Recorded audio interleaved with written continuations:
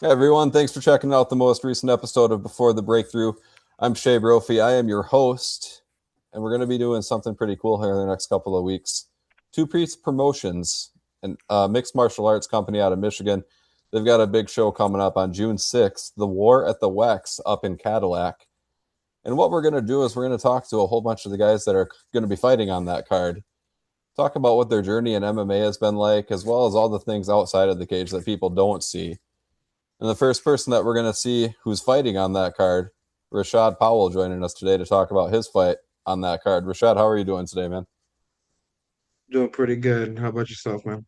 I'm doing pretty good. I thank you for taking the time. I know it's a pretty hectic time when you're this close to a fight between training camps and just getting yourself right.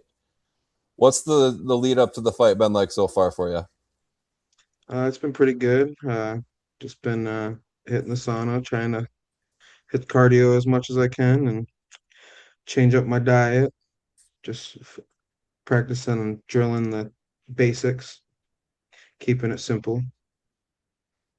So we'll talk about the fight itself a little bit later, but before that, I kind of want to build it up. Let's talk about you and what you've been through to get to where you're at in the game so far. Behind outside of just the competition of in MMA, what is it that really drew you into the sport to begin with? Well, in high school, I was a all-state wrestler and stuff, and being a heavyweight, it's kind of hard getting training bodies and partners and all that other stuff. So I had a buddy, Robert Gidron, who would come pick me up for training, and we would go to Grand Rapids MMA or wherever else, what other gyms we wanted to go to. We train with ACA, Ayla, Leroy Ortega, a couple other guys, and then GRMMA. We just travel, go from one place to place, and just try to get as many good rounds as we could in wherever we were. Um, and that's kind of how I got introduced into MMA. Growing up, I did a little bit of boxing and stuff, and I've always had a heart for fighting and love fighting.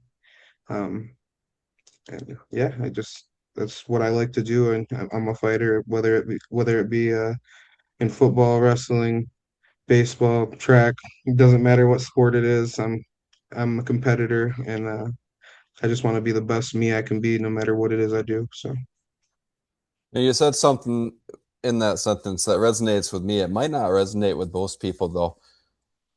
You say you absolutely love everything about MMA and being a fighter, and you've got the heart of a fighter. What does that mean to you? Because the normal person who's watching this, they hear heart of a fighter, they think, man, this guy gets punched in the face and he loves it.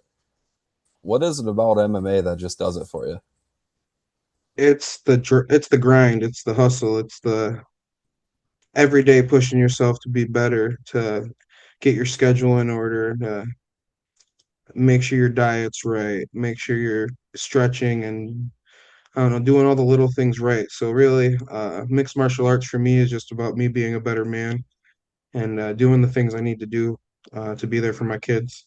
Not only if I ever need to defend them or uh, do something along those lines, but I also just want to be a healthier person for my kids. So I'm doing this stuff to not only because I love it, not only because fighting's something I love to do, but I want to show my kids that they can do things they love, but also keep that balance and uh, yeah, just try to keep that good work-life balance and not overdo yourself. So you can still do work, still do school, still be a dad, but also have fun all at the same time. There's a lot of different levels that go into mixed martial arts, especially as an amateur. And for those that don't know, the structure of MMA in Michigan is there's amateurs who don't get paid. The goal is to try to build experience and hone your skills to the point to where you can go pro and then you can get paid and you make money off your fights and so on. The grind is real as an amateur and as a pro for that matter, because even once you go pro, it's not like you're making life changing UFC money.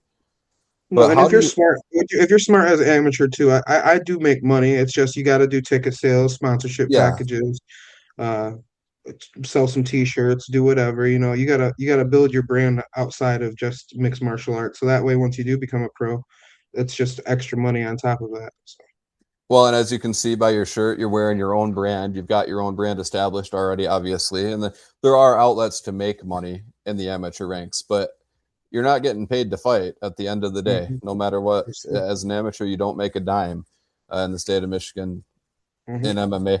So, what is it that some of the things that people don't see outside of just the fight itself? Because you got a lot of people that watch the UFC or you see whatever promotions are on TV. They see the fight, they see 15, maybe 25 minutes of fighting. The lifestyle that leads up to that, though, it truly is just that it's a lifestyle. What is it like for you on a day in and day out basis as a mixed martial artist? The hardest thing is balance and just making sure that you're doing the things you need to do, because life always happens. But not don't allow yourself to get distracted. Don't allow certain circumstances to draw you away from what your goals are, because they're always going to be there. Uh, and I guess from my first amateur fight to now, and that's what I've gotten better at. Uh, I've had a lot of excuses in the past, and I don't allow those circumstances to stop me from doing what I need to do anymore. Now, the game itself is brutal, also. Like I said earlier, this is mixed martial arts. You're going in there, you're trying to punch your opponent in the face as hard as you can. You're trying to knock them out, or you're trying to take them down and rip their arm off, or whatever it is. How do you say this game has changed who you are as a person, both in the game and outside of it? Uh, Mixed martial arts has caused me to be a lot more patient than I used to be. I used to be very hot-headed. I used to be a very angry person. I used to go in there hot and heavy and just try to drop somebody on their head and not be controlled. Uh, the more I get into this sport, the slower it gets. The more I slow down, the more I focus on my feints, my one twos, my footwork, and all the basics and stuff. So, yeah, I guess. Let me 1 second. I gotta plug my iPad. I mean, my laptop just gave me the notification. I guess I should have checked that. Good thing everything's right here. Yeah, right.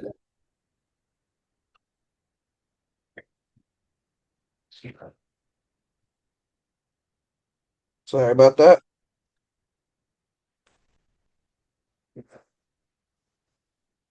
All right, back where we were There we before go. it dies on us. So there's a mental aspect to this game that people don't really see a whole lot of too. And it hits everybody who's a part of it. You could walk into the MMA scene, win your first 10 fights as an amateur, go pro, and everything looks easy. Or, as you and I were talking about before we started recording, your record, and this is not to dog on anybody right now, like heart of a warrior for getting in there. First four fights that you've been in, four losses, still chasing that first W. Talk a little bit about the mental aspect of the game itself, especially when you're chasing that first W at this point in your career. I mean, I've I don't take any loss as a loss. It's all a learning lesson. So each and every one of those fights I learned, became a better man, became a better fighter, and I step up my level of competition every single fight. I don't really know too much about this new guy, but the last couple guys, I made sure they were the number one guys in the state or whatever before I even fought them. I don't want to go out there and just fight anybody. I want to actually test myself. Um, so sorry, I don't know where we were going with the question, but Just the mental aspect of the game yeah, itself. like I said, they're all learning lessons and stuff. So I'm not too worried about the wins and the losses. I'm just worried about me doing what I need to do every day the right way, because the wins are gonna come with me doing what I need to do as the athlete that I need to be. So I just gotta keep hustling, keep grinding, and eventually it's gonna come. I, I'm gonna keep testing myself and try to fight the best people I can. So it's not ever gonna be easy, but I'm gonna keep being persistent towards Well, you that. don't want it to be easy, right? Like, we're not in No, this for sir. an easy W. You want to earn every single thing that you get. You want it to be hard earned. You want to sweat for it, grind for it, bleed for it, especially in this game, right? Hmm. Yes, sir. Do you ever deal with self doubt in the game or outside of it? Oh, every day, all day. It's a constant battle, and it's just up to you to not let that battle win. And every day I get those voices in my head telling me not to go, not to stop. Why am I doing this? Uh, there's also the risk of doing mixed martial arts. I could be brain injured or could get CDE or could have lifelong traumatic effects if I'm not doing this right. So I really do got to focus on what I need to do to be a better fighter because it's all a part of it. And if I ever get to a point where I feel like I'm taking too much damage or I'm doing this or doing that and I'm risking the things for my family, I'm going to stop. But I haven't felt like I've gotten to that point yet. I've been competitive in every fight that I have. I mean, yeah, I've gotten caught. And there's a couple times where I feel like I don't think it should have been stopped, but it was stopped. But I don't use those as excuses or nothing. I just move forward and learn from what I did wrong. One of the most popular sayings in the sport, I either win or I learn, right? Yes, And sir. you're not going to learn a whole lot from winning every single fight that you get into. And that's in MMA and in life. I mean, if you're not out there taking what you can from every situation, then I think you're just doing it wrong. What would you say keeps you going during those difficult times, whether it's in training or a build up to a fight or whatever it is? What is it that actually keeps you going and makes you say, I'm going to go to the gym today? I'm going to be ready for this fight? I'm trying to create a legacy, not just for me, but my family. I'm trying to show my kids what it takes to accomplish the things they want to accomplish. So if I don't do the diligence and what I'm supposed to do and attack everything that I do the way that I'm supposed to, what does that look like for my kids? How are they going to know what to do? So I just do it for my kids and just to show them what it takes to do it, attack everything with the enthusiasm unknown to mankind, and just go for gold everywhere you go, no matter what. And that's the only reason why I do what I do. As we were saying earlier, there's no monetary benefit unless you're making money off your brand or tickets, but you're not getting Yeah. paid to do this. So the time that you take away from your family, whether it's in the gym, cutting weight, whatever it is to get ready for a fight, the list is pretty long. What are some of the sacrifices that you've made that people don't see who are watching your fights? Well, after my last fight, my buddy War, he doesn't like name drops, so I won't drop his real name or nothing because he doesn't want to be involved in the fight game anymore. But he's a good friend of mine. He's very well respected in this industry, and he pointed out to me that though they are the reason I do all this, and though they are the reason that I'm trying to be a better man and all this other stuff, I need to learn how to separate myself from my family a little bit, and that's been the hardest thing for me. Um, and like you said, it is a lot of sacrifice. It is a lot of time away from the family. Um, 2 a days, 3 days, whatever you want to do. If sometimes I go out, I go down to Detroit. Sometimes I go out of state. And I'm gone for a couple days or whatever. But you got to do what you got to do to get training with the best bodies that are available. Um, so I guess yeah, getting used to not being with your family as much as you want to be is kind of the hardest sacrifice I have to take. But at the same time, it's showing my kids what they got to sacrifice to get what they want to do. So it's the yin and the yang of the situation, I guess. Sure. I mean, at the end of the day, in all walks of life, we're just looking for our own version of success, whatever that means. What does the word success mean to you? Hmm. Persistence, constantly pursuing perfection. You're never going to be there, but as long as you're actively pursuing perfection continuously and every single day, I think that's success, no matter what the outcome is, really. What would you say is the most valuable thing that you've learned after a loss or a disappointing performance? Uh, most valuable thing I've learned is just being consistent, drilling. Uh, like I said earlier, don't allow outside factors to get in the way and stopping you from what you need to do.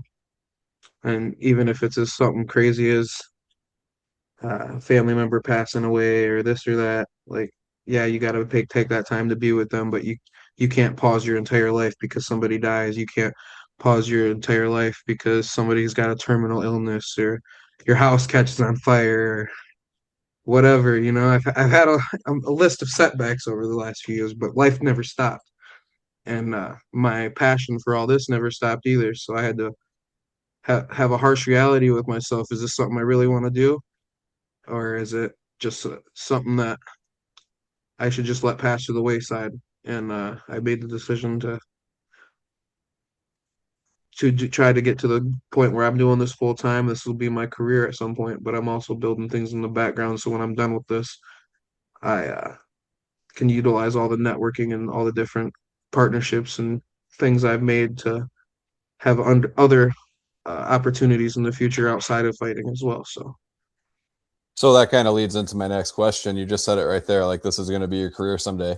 What are you, end of the day, dream goal? What do you want to get out of MMA as a whole? I mean, obviously, everybody wants to be a world champion. Everybody wants to be the best. But first, I got to be the best me I can be before I can be a world champion. So I got to win the battles with myself before I can even think about those being goals. So my first goal is winning the battle with myself every day, and it'll show just with how the outcomes in the cage will be once I get to that point. And I'm the closest I've ever been. But like I said, it's an everyday process. Some days you have bad days, some days you have good days, and you can't let those bad days outweigh the good. You just gotta keep on pushing, keep on being persistent, keep training, do what you can.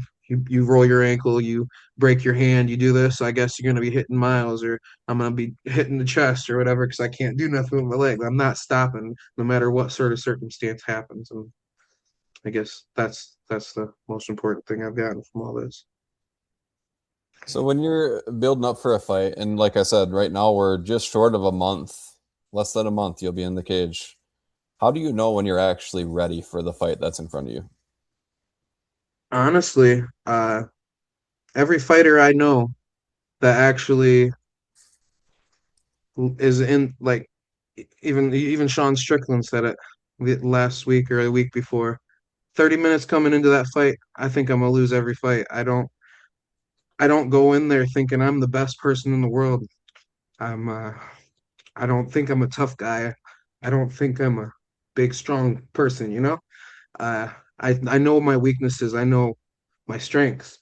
So uh sorry, I don't know where I'm going with that. But I So sorry, the I'm drawing a question blank. was, how do you know when you're ready for a fight? Um I guess the answer to that is just by knowing that you've been consistent, you followed the game plan, you followed the structure, because you're always going to have those feelings of you're not ready, you're not going to be able to do this. Those nerves are going to hit you right before you go out.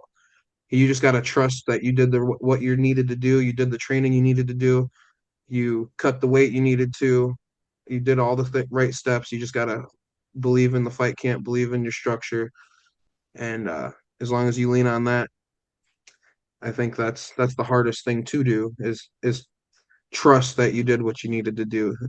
So I don't know. You kind of just gotta. It's all faith. You gotta have the faith. You gotta believe in yourself. You gotta know that you did what it takes to win.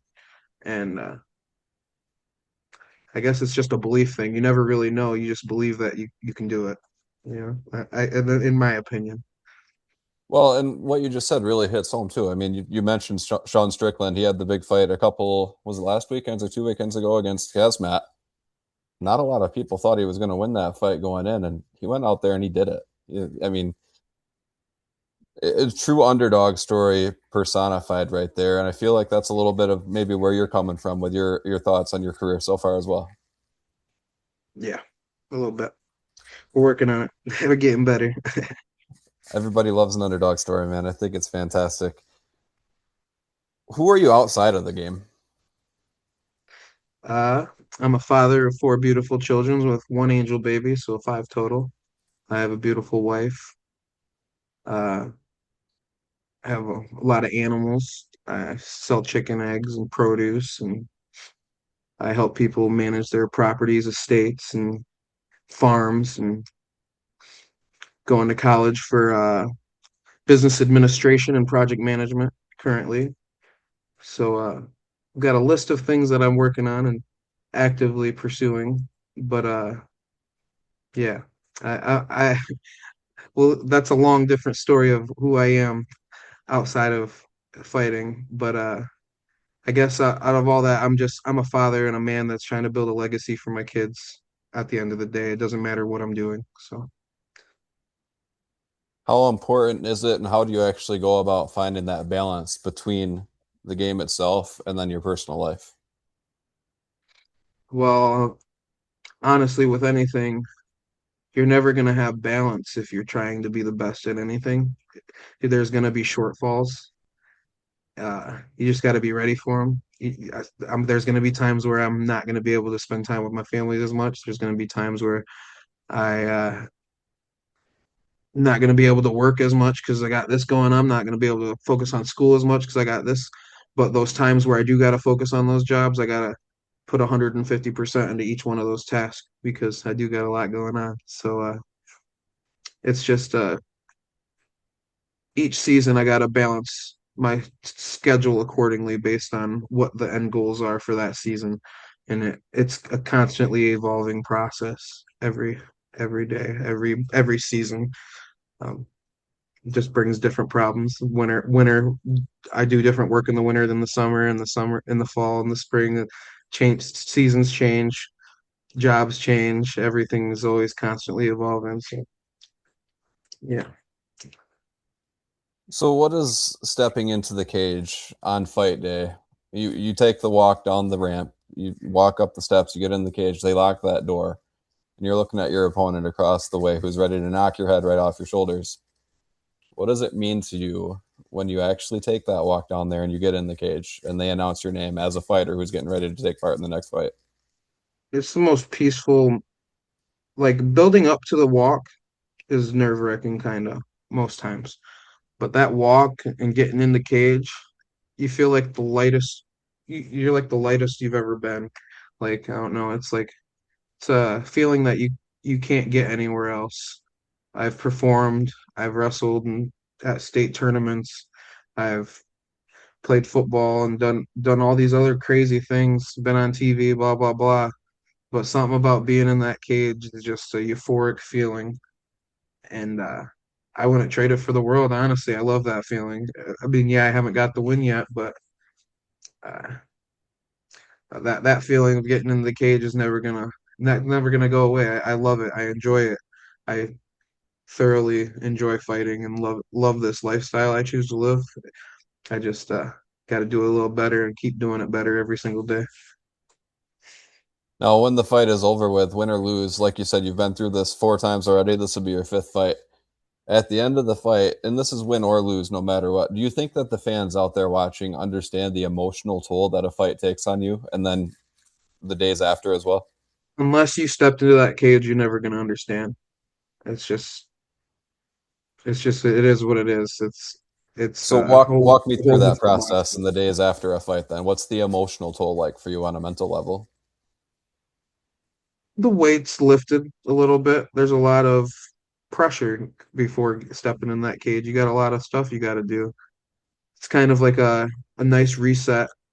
Take a day to kind of reset, but go back to reattacking your next goal. Really, there's not a break if you're a real fighter, like or competitor or whatever. It just never stops. So yeah, you take your break. It's a little relieving after the fight, win, lose, or draw, but you just get back to the drawing board and get back to working on what's next because there's always something you can get better at. So talk to me a little bit about a low point that you've experienced so far since you've been a part of the game.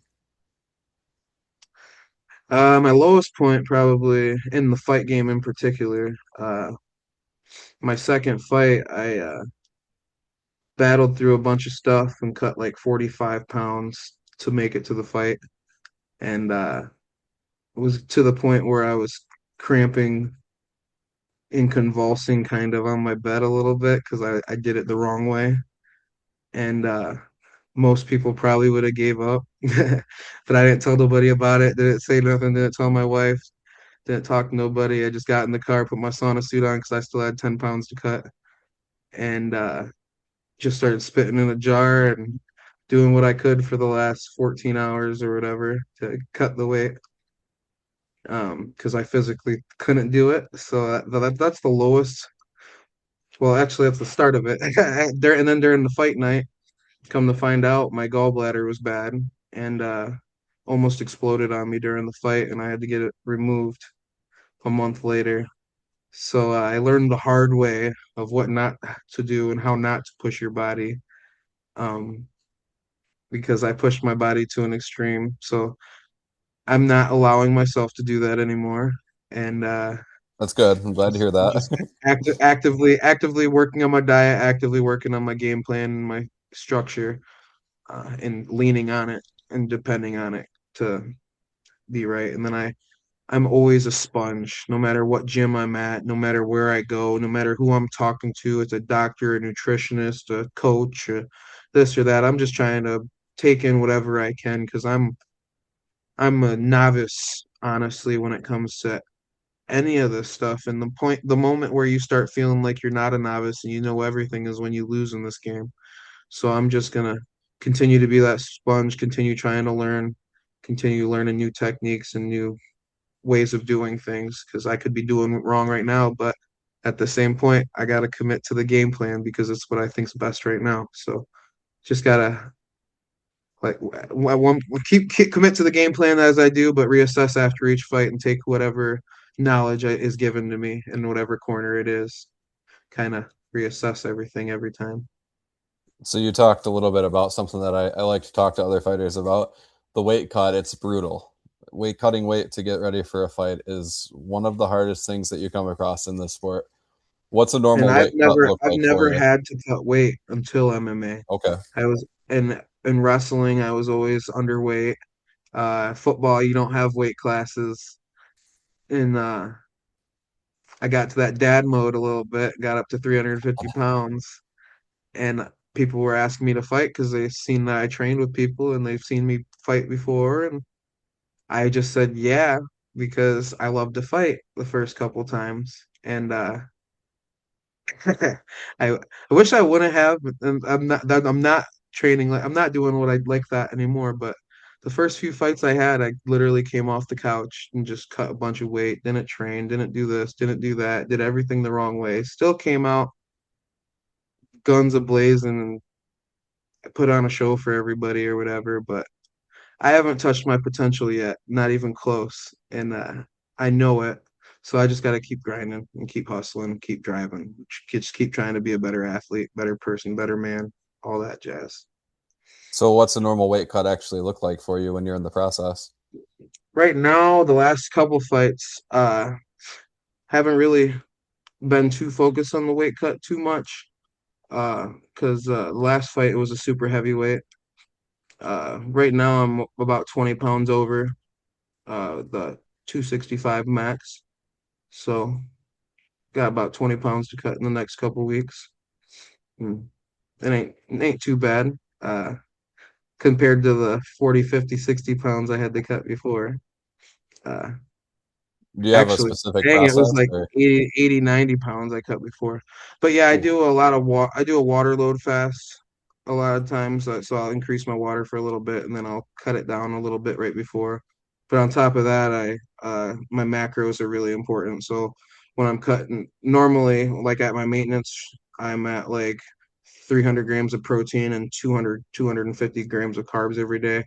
But once I get down to that last week and a half, I start kind of cutting the carbs down a little bit and come like 2 3 days before the fight I'm still eating a bunch of protein every single day, but I pretty much cut out all salt and carbs and all that jazz so that my body just kind of drops. I'll drop 10 15 pounds in a sauna session just, but then I replenish it with water and fluids, and depending on how close I am to the the weight I need to get to, I'll eat a little bit or not or whatever. But yeah, it's like that's one thing that is constantly evolving. Right now, my goal is just 300 grams of protein and 200 grams of carbs. Would come a week, 2 weeks before fight, I'll cut it down to like 150, 100 grams of carbs, and then half a week before, I'll cut it down to pretty much no carbs and no salt, so I'm not retaining water. And just add a couple more sauna sessions, so I'm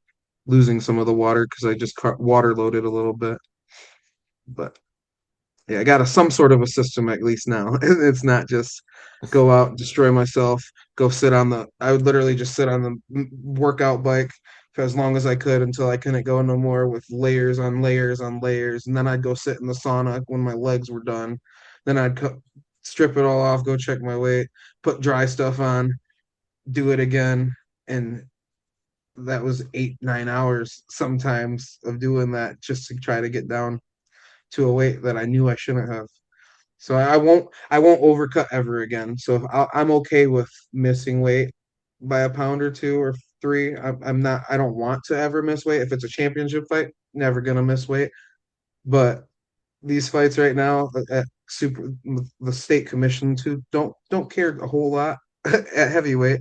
It's the lighter weights that where they kind of care if you miss weight a lot. So I'm more just focused on eating healthy, getting towards my goal of walking around every day at 260, 250.